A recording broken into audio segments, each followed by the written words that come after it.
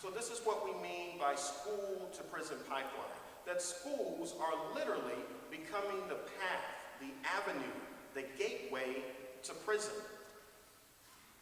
And it is the belief, it is my belief, that God has power to transform any situation. And so that has led the office, the national office, the black offices of ministry of the Episcopal Church to work on a rite of passage experience to help curb the school to prison pipeline. The question is, what can we do? What can all of us do to handle the situation and to change the reality? When we look at school situations as it relates to prisons, we know that for most prisoners, that 7 in 10 prisoners perform at the lowest literacy levels. And that we also know that there is a direct correlation between academic performance and the possibility of incarceration. So, I have a question for you. What is your opinion of crime in America or locally? What is your opinion of crime in Greenwood? This is a question. What do you think? Terrible. What's that? Very bad. Okay. Anybody else? The state of crime, terrible, that it lacks a lot of things. That the state of crime in the U.S. is terrible. We have an opinion that crime is rampant, that crime is everywhere, that violent crime is up. So what are some of the numbers? So in 2009, just 3 years ago, 7.2 million people were at that time either in prison, on probation, or on parole. 7 million people. And also in 2009, that's the last data we have, 2.3 million individuals were actually in prison. So what we've seen, or what we see, is that incarceration rates have increased, while actually violent crime rates have decreased. That seems a little bit counterintuitive, because if the incarceration rate is increasing, we would assume that the violent crime rate is increasing. Simply not the case. Violent crimes are actually less now than they were a decade ago. So if violent crimes are increasing, then what do we owe this increase in incarceration rates? What we see is that drug-related arrests have increased steadily. So in 1980 in Newark, New Jersey, 8% of those incarcerated were incarcerated because of drug-related offenses. It's 1980. In 2003, 40% of people in the prisons in Newark, New Jersey were incarcerated because of drug-related offenses. And most of these who are in prison are not for distributing drugs, but for consuming drugs. I know when I was growing up, there was a lot of attention paid to this term, the war on drugs. That we have to fight the war on drugs. And you remember the famous phrase, just say no. The First Lady, when asked if a child is offered drugs, what do you recommend to this person? The First Lady says, just say no. Huge campaign. Well, we owe this term, drug on wars, to President Richard Nixon. He first gives us this term in 1971. So in 1971, we have this philosophy coming into being of war on drugs. We know 1971, Dr. King assassinated in 68. So it's right after that we see this phrase, war on drugs. And so we actually have this term, war on drugs, before there is actually a drug epidemic or a drug revolution. And so we keep this phrase, war on drugs. We still use it today, also, although I think a little bit less. I think the term today is to be difficult or we had this philosophy of war on drugs leading up until 1986 and 1988. In 86 and 88, we get the Anti-Drug Abuse Act.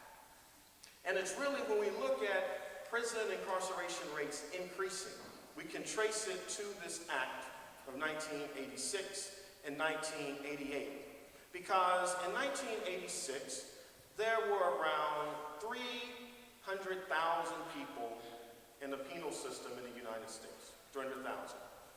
Now it is more than 2 million. So what we see is that our prisons are full of not people who are murderers, people who are stealing, people who are rapists, but our prisons are full of people who are mostly in for petty drug offenses. So we look at the U.S., and the U.S. has the world's highest incarceration rate. This actually surprised me. I thought a country like Russia, surely China, with some billion people, would have higher incarceration rates, higher incarceration numbers. Simply not the case. The United States leads the world in incarceration rates. And so when we look at who is in prison, we see that 1 out of 110 white men is in prison. We see that 1 in 15 black men is in prison. So black men make up about 40% of the prison population in the United States, even though blacks total about 13% of the U.S. population. And for Latinos, it is 1 in every 36 Latino, male Latino, who is in prison. So in recent years, we see that 70% of prisoners in the United States are non-white minorities, meaning that 70% of those in prison are either black and Latino. And in recent decades, we have seen this surge. I've already mentioned that in 1980 and prior to 1986, there was some 300,000 people incarcerated in the United States. Now we're more than 2 million. So since 1980, this rate has more than quadrupled. And some people feel, this is not by all the only philosophy out there, but some people feel that this increase is partially due to the mandatory sentencing that we find in this philosophy of having a war on drugs. That our prison rates are increasing even though violent and property crime rates have declined since the 1990s. So when we look at the war on drugs and we look at those in prison, we may assume that, okay, if 70% of those in prison are either black and Latino, then blacks and Latinos should use drugs at a higher rate than the majority population. I mean, this is sound reason. You have more here, then perhaps this is true on the outside. What we see is that when we study and we control for race, that really all ethnicities use drugs at the same rate. Whether it's white Americans, indigenous, Native Americans, those our Asian brothers and sisters, blacks and Latinos, everybody in the United States, really, these people abuse drugs at the similar rate, both using drugs and selling drugs. However, the arrest rate for minorities is much higher than the arrest rate for whites. So this war on drugs has helped lead to the mass incarceration rate of ethnic minorities. So I've painted what the picture is like for our prisons. What does it look like for the schools? What we are seeing in the modern day is that schools are sourcing out detention to law enforcement. So I went to elementary school in the 80s and went to high school, middle school and high school in the 90s. When somebody messed up, when somebody got in trouble, there were a few options. You would go see the vice principal, who would then decide some disciplinary matter, and there were pretty much 3 choices. You got in-school suspension, where you were suspended but in school. You got out-of-school suspension, meaning that you went home.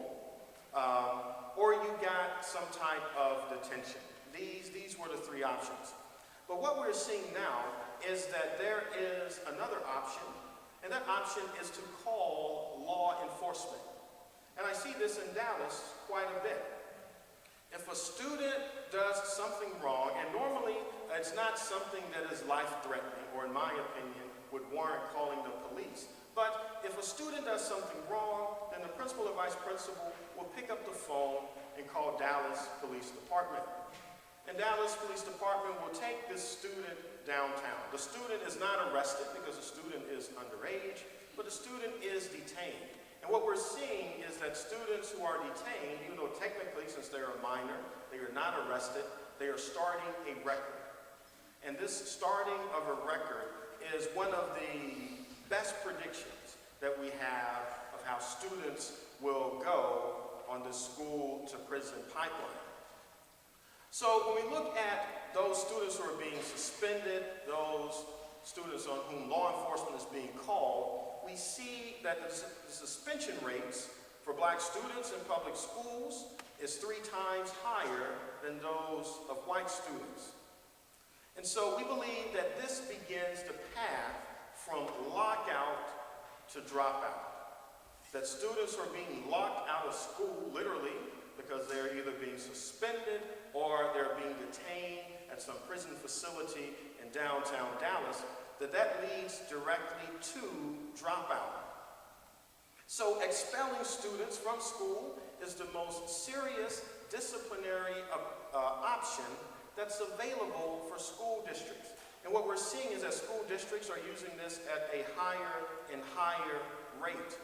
Law enforcement is becoming part of out-of-school suspension and in-school suspension, and time again, many administrators are choosing the law enforcement route. So, detaining students downtown has a far-reaching impact because this discretionary expulsion of students for nonviolent crimes, nonviolent behavior, is really leading them to eventually drop out. So how do we define this pipeline? What do we think this pipeline is? The pipeline is defined as the disturbing pattern of school disciplinary problems escalating from suspension to removal to entering the juvenile justice system and eventually to dropouts.